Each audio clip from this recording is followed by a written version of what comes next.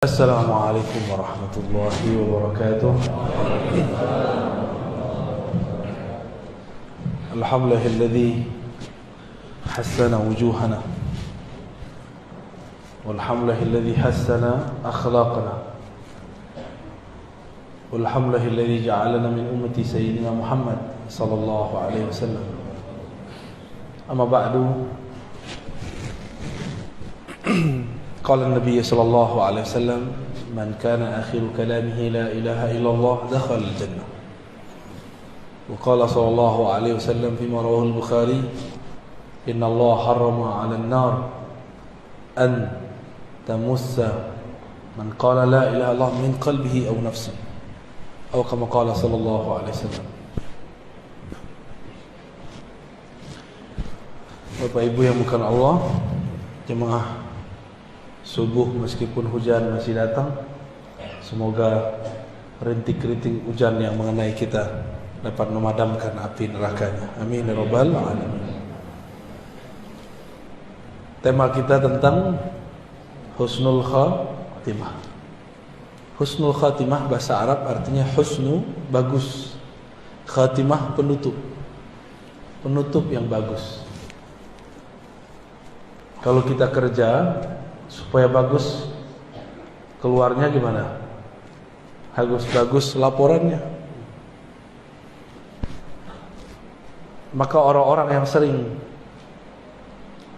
melaporkan apa yang dia lakukan dengan baik, dengan jujur, orang ini akan keluar dari tempat bekerjanya dengan cara yang baik.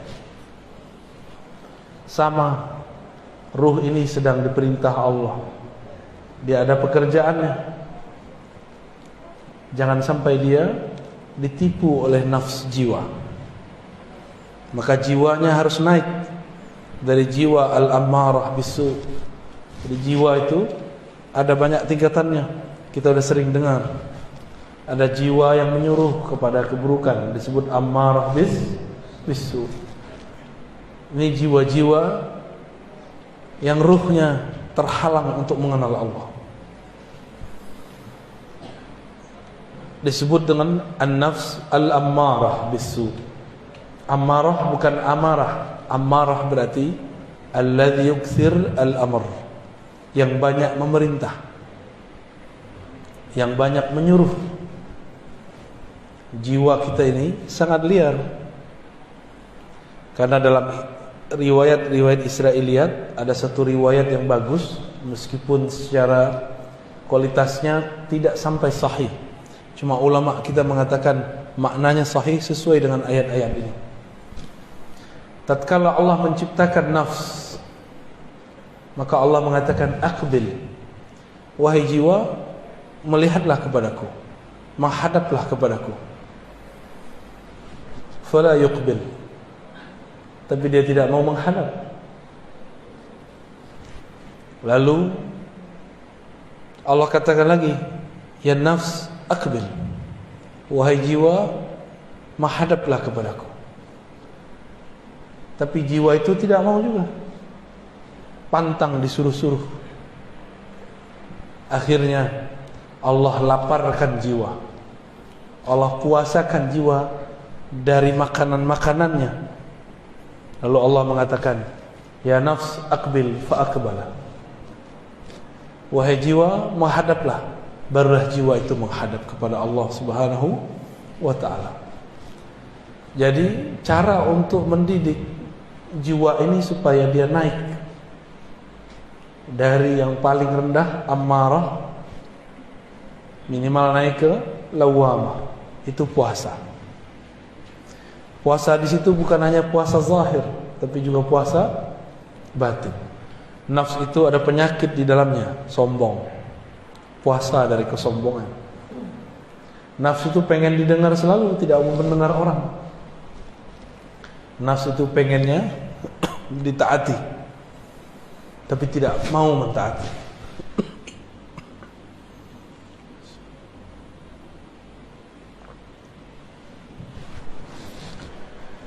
Lalu nafs ini punya poros. Ada raja di dalam dirinya bernama qalbu. Jangan sampai nafs ini menjadi rajanya kolbu, tapi kolbu harus menjadi rajanya nafs. Bagaimana caranya? Karena kolbu ini tempat Allah memandang, maka lakukanlah seperti Allah pernah dulu melakukannya. Puasakanlah jiwa, puasakan dia dari memandang yang tidak benar, puasakan dia dari mengatakan hal-hal yang tidak benar. Maka jiwa nanti akan patuh kepada kolbu. Banyak-banyak puasa. Puasa zahir dari makan, minum, juga puasa batin. Nabi mengatakan, wa idza kana yaumu ahadikum, yaumu shaumi ahadikum falyakul wa idza kana, apabila yaumu shaumi ahadikum, ya, hari kalian berpuasa, lalu ada orang syatamahu aw qatalahu falyakul inni shaim. Ada orang ngajak dia berantem, katakan inni shaim, aku sedang berpuasa. Berarti puasa di hadis ini apa? Hadis Sahih Bukhari. Puasa emosi. Puasa emosi. Nabi itu sangat mengerti kondisi jiwa. Maka Nabi mengatakan, jika kamu marah dalam keadaan berdiri, duduklah. Jika dalam duduk marah, maka tidurlah. Itu sebabnya saya kalau ceramah, saya memilih bersandar, ya, supaya tidak, emosinya tidak meluap-luap. Ya, silakan para satis dicobain. Ya, cobain kalau ceramah itu bersandar. Maka kita nafsnya sudah disandarkan, tinggal yang bicara kolbunya, lidahnya dipinjam sebentar. Tapi kalau sudah begini, lain ceritanya. Gelarnya jadi keluar. Saya doktor, saya LC, lulusan apa tuh? Lulusan Ciputat. Lama Kairo. Ya, lama di Kairo. Itu istilah baru yang saya dapat di Medan. Dari Dr. Thohir, alumni Kairo ini, alumni Mesir ini. LC kata dia lama di Kairo. Kalau MM masih di Medan. Jadi si jiwa ini harus dipuasakan terus, nanti dia naik ke lawamah. Apa ciri-ciri jiwa kita sudah naik ke lawamah? Kita suka menyesali perbuatan. Maka ahwal, kondisi yang terjadi pada orang yang sudah naik ini namanya muhasabah. Apa namanya? Suka menghisap dirinya, bukan menghisap orang lain. Suka menyalahkan dirinya, bukan menyalahkan orang lain. Lawamah itu dua, ada lawamatu ghairi. Dia mencaci maki orang lain, itu setan. Setan itu dikeluarkan dari surga, yang salahkan iblis, yang salahkan Adam. Iblis keluar dari surga, yang salahkan siapa? Nabi Adam. Lalu justru dia diusir karena dia tidak patuh kepada Allah. Ketika Nabi Adam pun juga diusir dari surga, beliau salahkan siapa? Dirinya sendiri. Ini beda Bani Adam yang ruhnya hidup dengan Bani Syayatin. Bani Syayatin ini bisa manusia, kan ada Syayatinul Jinni wal Ins, keturunan atau pengikut setan. Apa aja disalahkan orang, nggak pernah menyalahkan diri. Ini banyak ustadz sekarang begitu. Banyak dai sekarang menyalahkan orang di luar, menyalahkan kelompok di luar. Gunung Semeru meletus, yang dia salahkan orang Semeru. Oh, orang Semeru itu nggak ibadah, itu banyak maksiat tuh. Jangan begitulah. Kalau anda tidak sanggup membantu mereka, jangan sakiti hati mereka. Sinabung dekat sini kan? Oh, di bawahnya banyak orang kafir. Kalau engkau tidak mau bantu, uskut, diam aja. Karena untuk membantu tidak mesti dia seorang muslim. Membantu seantara manusia dan manusia ini adalah hal yang wajib. Karena Nabi memahami ayat, Allah jadikan kamu berkabilah-kabilah, bersuku-suku, lita'arafu, supaya kamu berkenalan. Salah satu penyakit jiwa itu adalah merasa dirinya baik. Itu satu. Yang kedua, merasa sukunya terbaik. Hati, ya. Ini kita ini nggak tahu sebenarnya suku orang Medan ini banyak, ya. Di Medan ada Melayu, ada Batak, ada Minang, ada Jawa, ada Mandailing itu masuk Batak, ya? Batak sendiri, masuk Batak, ya. Kirain nggak mau disebut Batak, ya. Ada suku Melayu Aceh, Melayu Delhi, ada Melayu Riau, Melayu Jambi, banyak sekali. Kalau kita ini merasa lebih baik dari orang, berarti nafsiyahnya lebih tinggi, ya. Jadi misi Rasulullah itu menghancurkan perasaan kibir. Jadi nafs al-ammarah tadi dia punya karakter.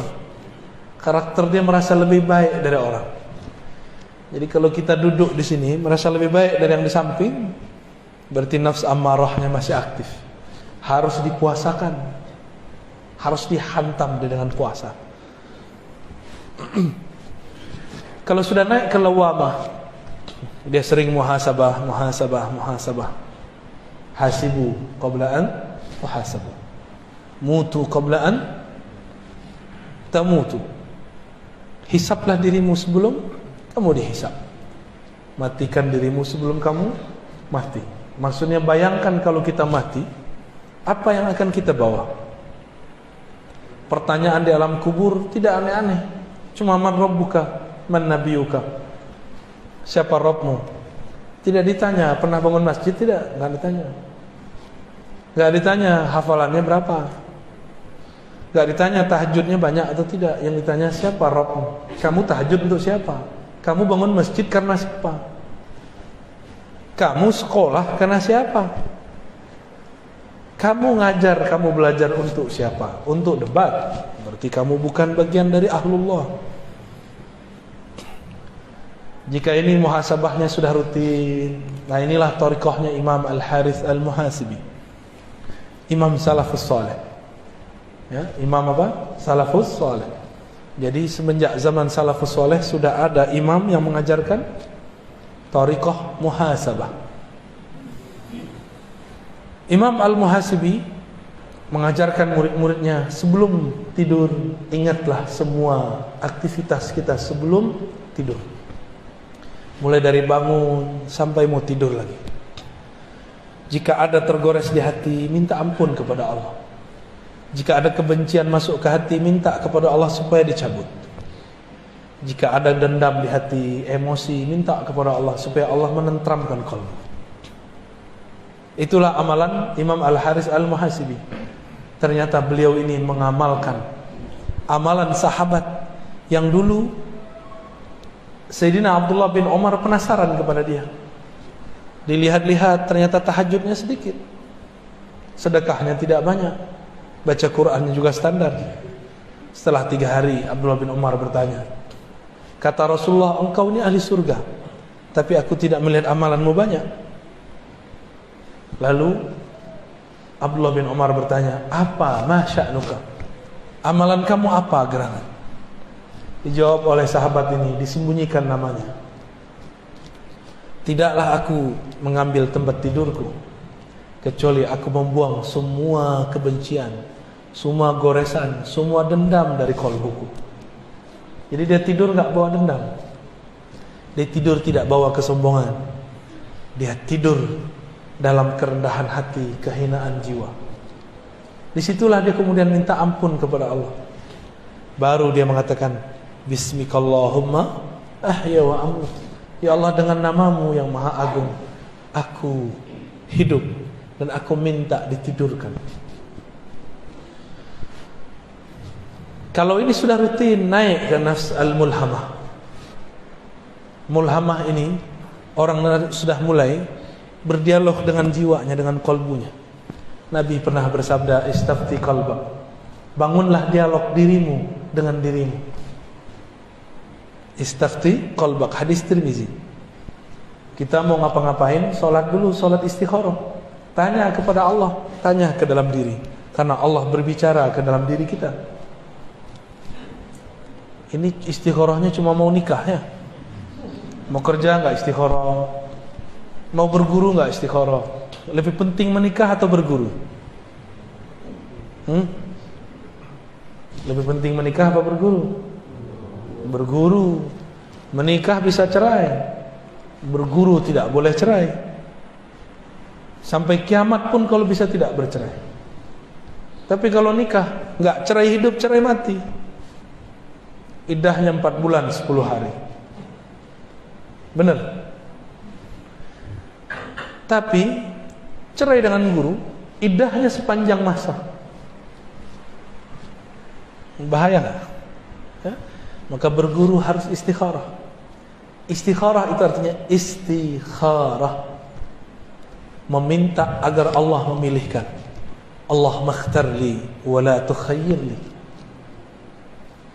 Ya Allah, pilihkan untukku, jangan engkau membiarkan aku memilih untuk diriku sendiri.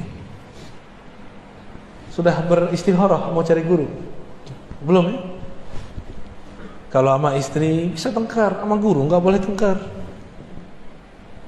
Ya? Sama pasangan bolehlah kita ngambek sebentar, sama guru ngambek sebentar, itu murid durhaka. Berbahaya. Ya? Istikharahlah. Nah, mulai bangun komunikasi dengan kolbu. Saya istikharah setiap kali mau ngajar. Jadi kalau tambah sering ngajar, saya tambah sering istikharah. Saya tanya, ya Allah, apa yang saya mau ajarkan?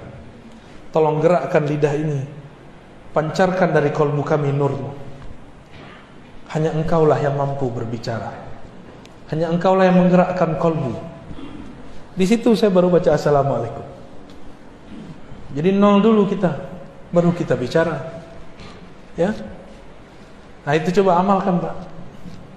Sebelum tidur, kesel sama pasangan, marah sama anak, tidak baikan dengan tetangga, bermusuhan, iri dengki dengan teman bekerja, dibuang semua. Jika pernah kita menyakiti mereka, mintakan ampun kepada Allah, kirim Fatihah untuk mereka, katakan ya Rabb, tumbuhkan ridha dalam kalbu orang yang memusuhiku, dan jadikan aku orang yang fi qalbi salamah, di dalam kalbuku ada salamah, keterbebasan daripada penyakit-penyakit kalbu. Satu kali Nabi Muhammad sallallahu alaihi wasallam mengatakan, Allahumma inni a'udzubika min an uradda ila ardhil umr wa a'udzubika wa as'aluka salamata sadr wa a'udzubika min su'il sadr. Hadis ini ada di Bukhari, ada di Muslim, ada yang terpisah, ada yang digabung. Nabi SAW mengatakan, ya Allah, aku berlindung kepada engkau dikembalikan kepada masa yang hina sebelum kami meninggal. Ya, boleh pakai bahasa Indonesia ya, kalau nggak hafal bahasa Arabnya. An uradda ila ardhalil umur, dikembalikan kepada keadaan umur yang hina. Anak kecil tidak bisa apa-apa, ngapain saja harus dibimbing, harus dibantu. Maka dikembalikan masa seperti itu disebut arzalil umur. Kalau ada di antara keluarga kita sudah begitu, maka katakan ya Allah, ikhtim lana bihusnil khatimah. Keadaan ini sudah takdir engkau, kami ridha ya Allah, tapi tetapkanlah kami dalam husnul khatimah. Kembali ke hadis tadi. Hadis ini berkaitan dengan surat Yasin. Wa man nu'ammirhu nunaqqishu fil khalq. Siapa yang kami panjangkan umurnya, kami kembalikan dia seperti semula jadi. Dulu tidak bisa bicara, sekarang susah bicara. Tidak bisa jalan, sekarang enggak bisa jalan. Maka jangan minta panjang umur. Minta saja al-afwa wal afiyah. Sahabat nanya kepada Rasulullah, wahai Rasulullah, tolong berikan aku amalan doa. Hadis Ibnu Majah. Apa kata Nabi? Kul Allahumma inni as'aluka al-afwa wal afiyah fid dunya wal akhirah. Ya Rabb, berilah aku afwa, maaf, wal afiyah, keselamatan di dunia dan di akhirat. Dunia badannya sehat, di akhirat husnul khatimah. Udah seminggu sepekan dia datang lagi kepada Rasulullah, tanya, wahai Rasulullah, ajarkan aku. Diajarkan doa yang sama. Udah seminggu lagi datang lagi kepada Rasulullah, Nabi masih mengajarkan yang sama. Lalu sahabat ini protes, wahai Rasulullah, emang gak ada doa lain? Ini murid ini kadang nafsu, pengen wiridan banyak, pengen dapat talqin zikir, pengen dapat ijazah. Nafsu. Zikir kok pakai nafsu? Zikir.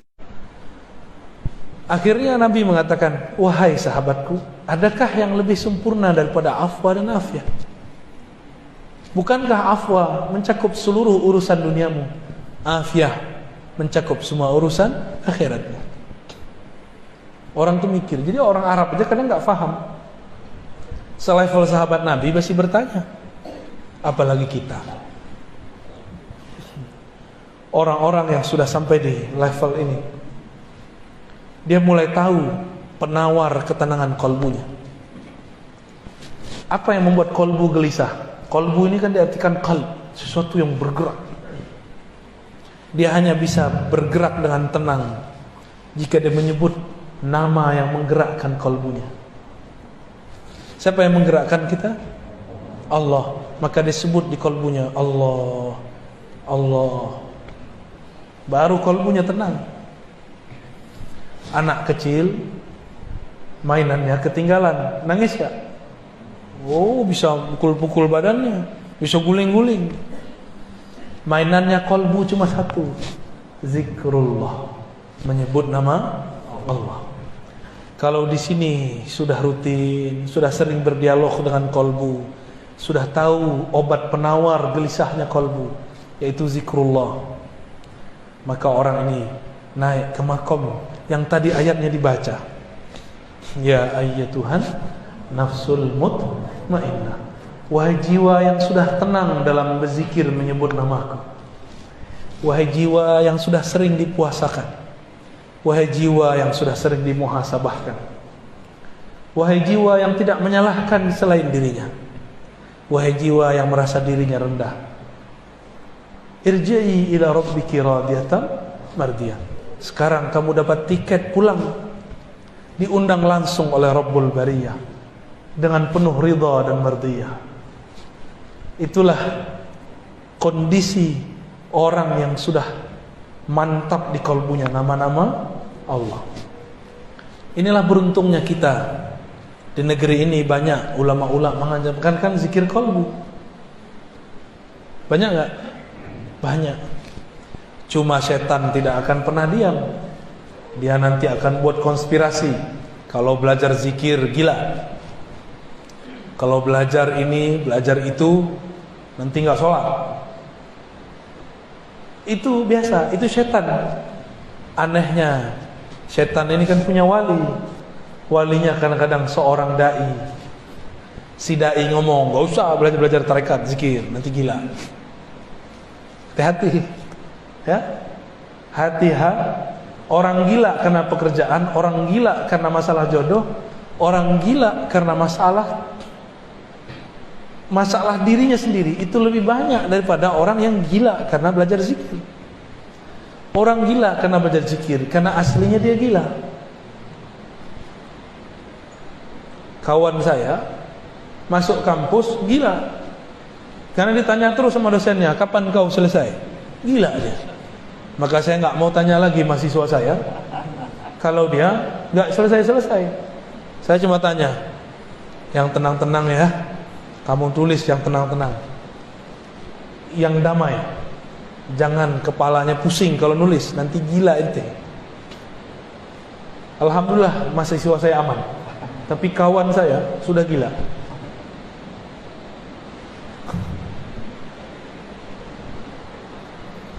Udaranya sendu sekali ya, seperti suara saya. Sebenarnya saya nggak enak badan Pak, tapi karena janji harus ditepati, saya minta kepada Allah, ya Allah berikan saya kekuatan. Tapi nanti Jumat saya nggak kuat lagi, maka cuma 2 ini, pagi ini dan waktu duha, insya Allah. Nah, jadi kalau mau husnul khatimah, apa yang dilakukan? Jangan salahkan orang lain. Sering puasa, salahkan diri. Yang kedua, sering-sering muhasabah. Yang ketiga, sering ajak diri kita berdialog. Lalu belajar zikirlah kepada ahli zikir. Kalau sudah begitu, nanti dapat undangan. Jadi husnul khotimah itu undangan dari Allah. Irji'i ila rabbiki radiyatan mardi, Allah yang undang. Maka saya tutup dengan hadis Nabi. Nabi mengatakan, man kana akhiru kamamihi la ilaha illallah, siapa yang akhir kalamnya la ilaha illallah, dakhalal jannah, pasti masuk surga. Ada anak muda nanya, tamatan lama di Kairo, LC juga. Apa kata dia? Buya, Nabi sebelum meninggal enggak baca la ilaha illallah, baca ummati ummati. Itu husnul khotimah, su'ul khotimah. Ya salam. Itu yang nanya setan apa dia ya? Tapi bagus. Bagus itu pertanyaan. Kira-kira gimana Pak?